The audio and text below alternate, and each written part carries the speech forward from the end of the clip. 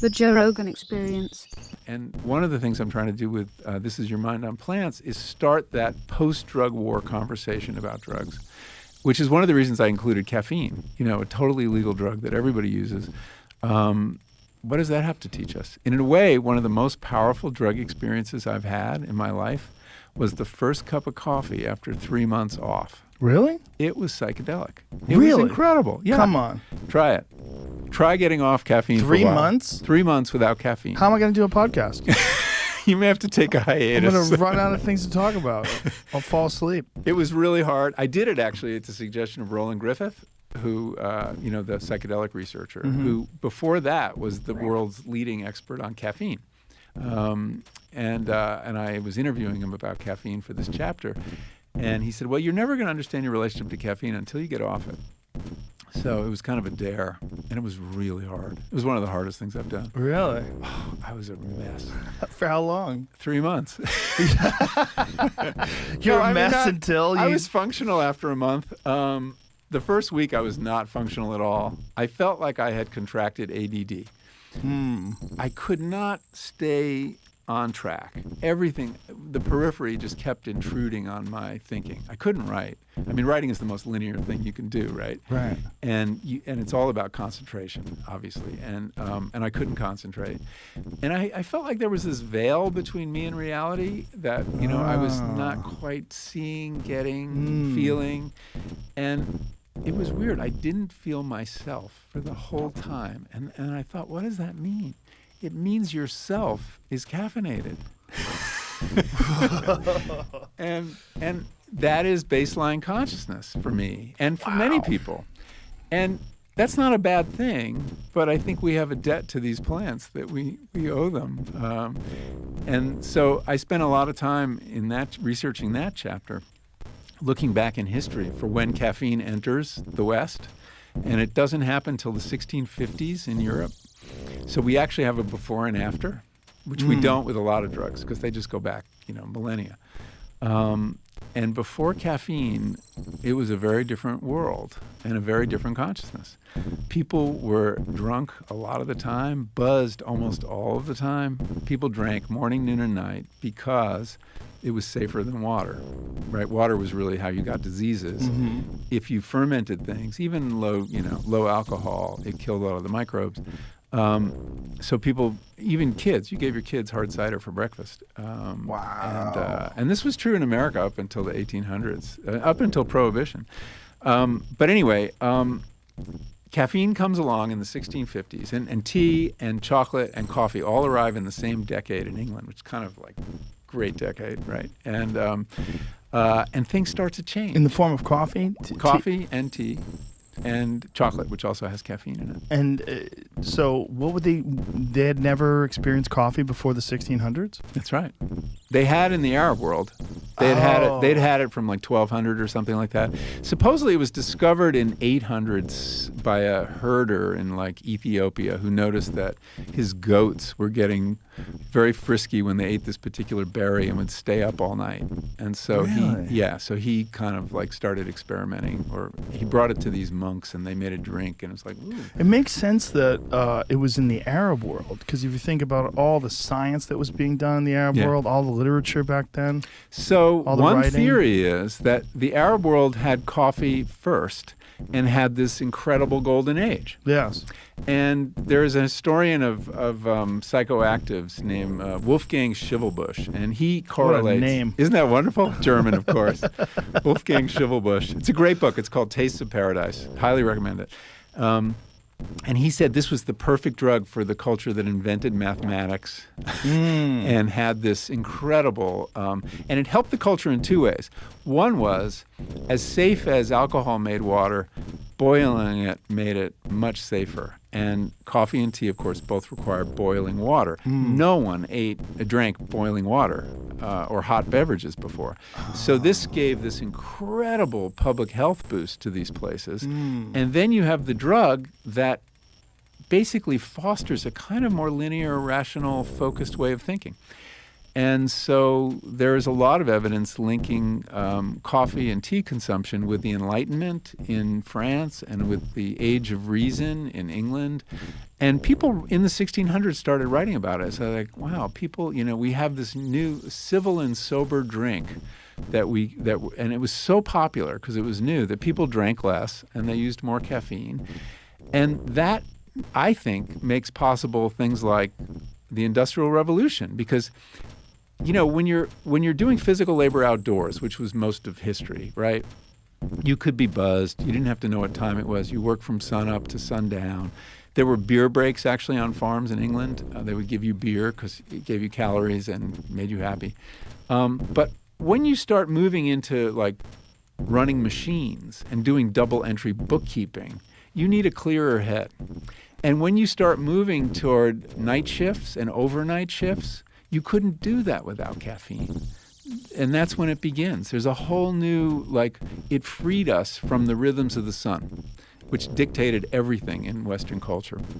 You could only work till the sun went down. So it had a profound effect on capitalism, the rise of capitalism.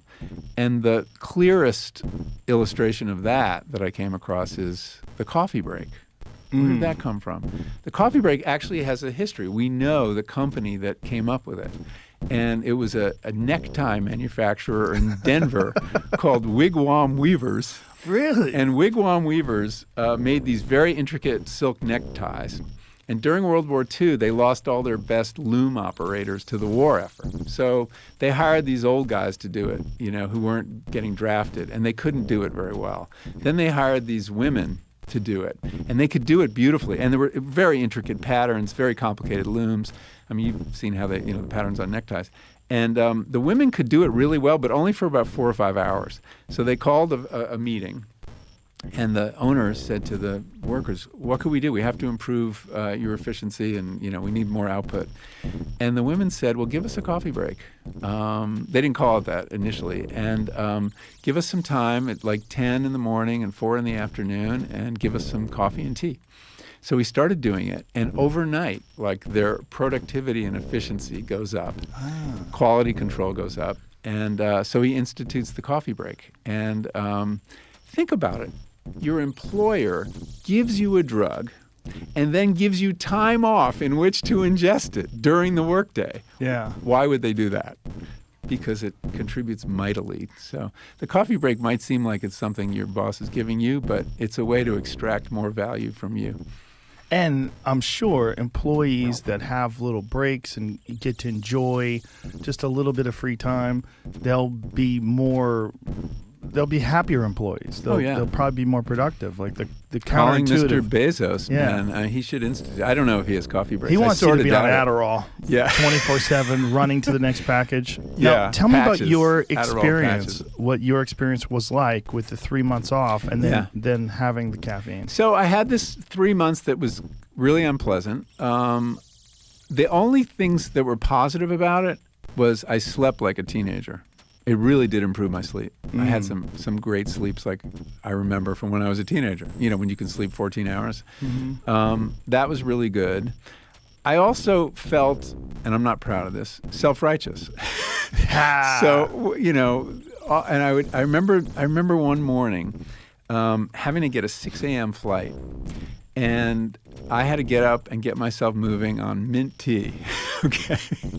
And I get to the airport, and it's just when they're opening the Pete's and the Starbucks, and the line is like snaking, you know, for those people getting on 6 a.m. flights. And I'm looking at these people, and they look like junkies you see in Amsterdam. They look so pathetic, and you know that they were hooked, and they needed their fix, and they look kind of miserable, and withdrawal was starting, because that first cup of coffee is not about the pleasure it gives us. It's really about stopping withdrawal symptoms, which are beginning overnight because you haven't had it for 24 hours. And I felt self-righteous. I'm not proud of that, because I knew that I was going to rejoin them as soon as I could. Right. So when I hit the 3-month mark, I decided, and I needed for the ending of the piece, to have a cup and see. This was going to tell me, you know, because drugs are very different the first time you take them, right? Before your body is accustomed to them. So I had this first cup, and I gave a lot of thought to where I would have it. I thought about the original Pete's is in my neighborhood, the very first Pete's, but I don't love their coffee. It can be kind of burnt tasting. And so I went to a place called the Cheese Board, which is a cafe, bakery in my neighborhood. And they have a little pocket park out on the street. And I got a cup, got a special, which is, it's sort of like a cappuccino, but more coffee and less milk, like a flat white in Australia. And we sat, my wife and I, Judith, sat there, and I drank this drink, and it was so good. I mean, I just felt these waves of well-being, and then it turned into euphoria, and I was like, wow, this is such a strong drug. I had no idea. It was like cocaine or something. And that lasted for maybe 20 minutes, but then something turned that was kind of interesting. Across the street, there was a garbage truck that was grabbing hold of two plastic garbage cans and shaking them like this and making this horrible racket. And it really got under my skin. I was getting kind of irritable. And I said to Judith, can we go home? You know, and I felt like I got to get something done. I felt kind of compulsive. Wow. And so we walked home, and I went to my office, and I just had this desire to get shit done. And so what I did was, this is really weird, I unsubscribed from like 100 listservs that I was getting on my email that were really annoying. I just killed them one after another and after another. And then after I finished that, I went through the sweater in my closet, all the sweaters in my closet. And I threw out some, I gave some away, and This sounds like meth behavior. This is what I hear. I had a friend of mine I don't know. who dated a girl who was on meth, and she always would clean. Really? She would come home and organize and clean things. He's like, so if your girl starts cleaning incessantly, she might be on amphetamines. You have a problem. Yeah, I was really compulsive and very productive. And I said to myself... Did you keep drinking it throughout the day? Well, no, but I was tempted to. So I said to myself, how can I hold on to this power that this drug has? Because if I start using it every day, I'm going to lose it. I'm just going to be another caffeine, addict. And I came up with this idea: only do it on Saturdays, once a week. And I did that for a while. So that very day, after cleaning out my closet, I worked in the garden, and there were some plants that needed replacement. And so I started driving down to this garden center called Flowerland. And And I realized, why did I pick that flower? Why did I pick that nursery? And say, oh, they have this Airstream where they sell espresso drinks right out in front. It was like, it was the voice of the addict putting me in position to get another cup the same day. Ooh. And so I resisted that. And I did this Saturday thing for a while, and it worked pretty well. I really look forward to Saturdays, and I got a lot done. On Saturday. On Saturday. But I wasn't addicted anymore, so I could get through the week. Sure, It you're fine. wasn't hard. But then gradually it was like, it's Thursday and I got a deadline. And this would really help me get over the deadline. So I started making exceptions. It was complete addict thinking, right? Did you try any other forms of caffeine? I would do green tea as I'm drinking now. As a kind of green tea is a very good source of caffeine because it's really even. There's another alkaloid in it that stretches out the effect, so you don't get a jolt, but it kind of keeps you nicely titrated. What is the caffeine content of green tea? The average cup? It's probably a third of what you get in a cup of coffee. It varies amazingly. Like if the tips were plucked, when they're brand new, first flush green tea, that has a lot more caffeine in it and is a lot more valuable. So there's a lot of variables that go into it. The plant is producing caffeine, of course, as a pesticide. Right. And that was a whole question I looked at. It's like, why do plants produce these things that have these effects on our minds? Isn't that amazing that a plant could devise a chemical that can unlock a receptor in your brain? That's astonishing. Catch new episodes of the Joe Rogan Experience.